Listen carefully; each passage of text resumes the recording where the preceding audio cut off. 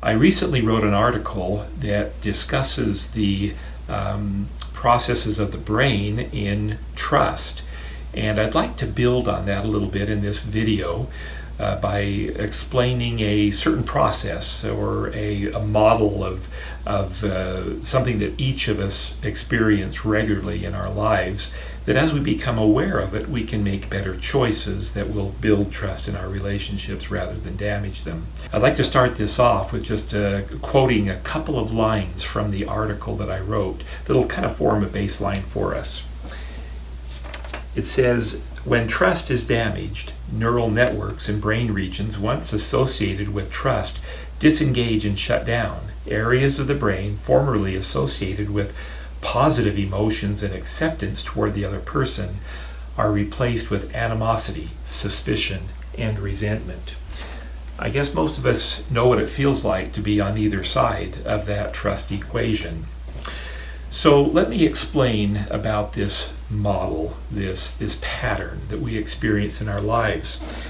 We all experience what we would refer to as actions. We are being acted upon in our lives. We are interacting with other people. We are having thoughts come into our mind. We are observing the world around us. We may hear a song on the radio or see a billboard along the side of the road. All of these things are actions, and all of them, if we remember our high school physics class, for every action there must be a reaction. Now, we're not teaching physics here, but it so happens that the human law is very similar to the physical law. So how long does it take us to react to something that happens to us? Well, it's been measured to as short as 12 one-thousandths of a second, but realistically, it takes some matter of a second or few seconds for that reaction to truly be noticeable and begin. But whatever the time, there is an elapse of time between the action and the reaction. This is important because of what we're going to see later on. Now, the reactive part of our brain is located down near the stem of the brain. This part of the brain is something of a leftover from our ancient ancestors who depended on their reactive brain to help keep them alive. It was very important to them that reactive brain compel them to fight or flee. It created the need in them to survive, to dominate or control, and even to be right. Well, guess what? Over the many years since the days of our ancient ancestors, our reactive brains have not changed that much. They cannot tell the difference between physical danger and emotional danger. Those parts of our brains tend to react in the same way. Again, with that, the need to be right, the need to dominate or to control. So, which part of our brain would we not want to have managing our most important relationships, especially during times of struggle? Well, yeah, we really wouldn't want this reactive brain managing in times of struggle, because almost always it will make things worse. So I'm going to write another word here on the board next to react, and I'd like you to think about whether this word feels different to you.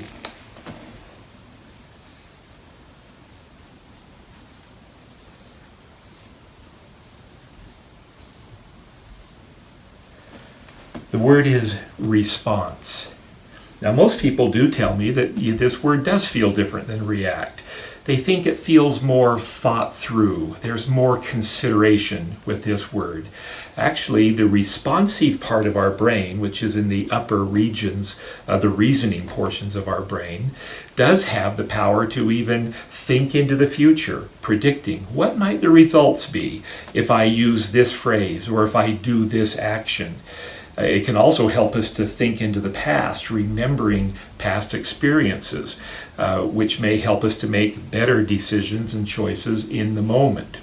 So if I am approached by somebody and they say something to me that I find offensive or disrespectful, well, something will begin to happen inside of me. There will be this space of time between the action and what comes next. And with this space of time, I get to choose whether to go into my reactive brain, which means that I will most likely pull out a cup of gasoline, so to speak, that represents my need to be right, my need to fight or flee or to dominate or control, and I will pour that cup of gasoline on the smoldering fire that has started between us, thus turning it into a full-blown bonfire that scorches everybody involved.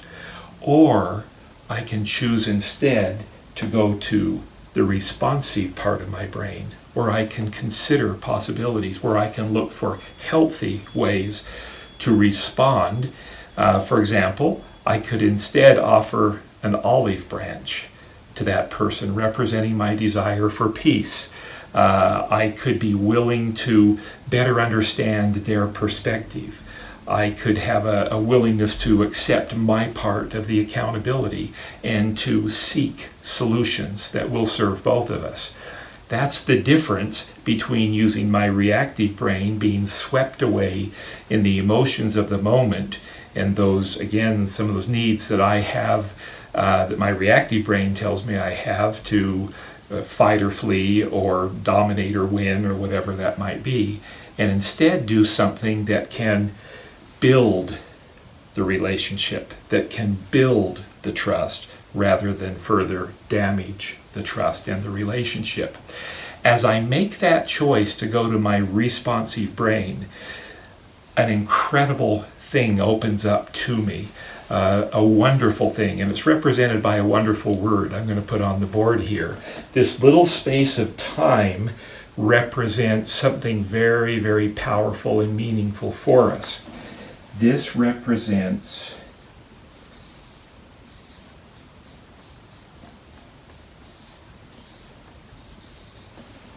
freedom. The freedom to choose our responses. The freedom to consider what will be the best response to build rather than damage. I guarantee you that as you make the conscious decision, because it does call for consciousness and awareness, to move into the responsive part of your brain, to consider the best words you can say, the most effective actions you can do that will build trust, that will build positive emotional connection with the other person, that will bring joy rather than damaging, misery, and hurt. You will feel immediate results as you accept that freedom to choose and again go to the responsive part of your brain and do those things that will bring the greatest joy to your life and to your marriage.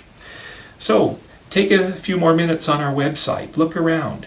You may want to check out the video I mentioned, the training course, Rescuing Trust, or take a look at one of our retreats. I look forward to the next time we get to talk. Thank you.